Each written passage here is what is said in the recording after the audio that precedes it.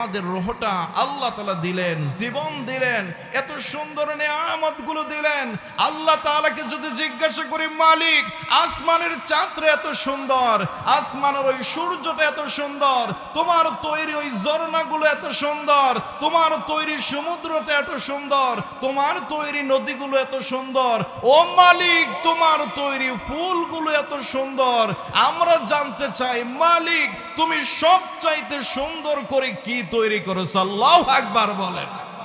আল্লাহ রাব্বুল আলামিন ডাক দিয়ে বলেন, বান্দারে তোমরা জানতে চাও আমি আল্লাহ তাআলা সবচাইতে সুন্দর করে কি বানাইছি? তাহলে তোমরা শোনো, আমি আল্লাহ রাব্বুল আলামিন তোমাদেরকে বলে দিচ্ছি, লাকাদ খালাকনাল ইনসানা ফি আহসানি তাকওয়িম। আমি আল্লাহ রাব্বুল আলামিন সবচাইতে সুন্দর করে মানুষকে তৈরি করেছি। চিল্লায়ে বলেন আল্লাহু আকবার।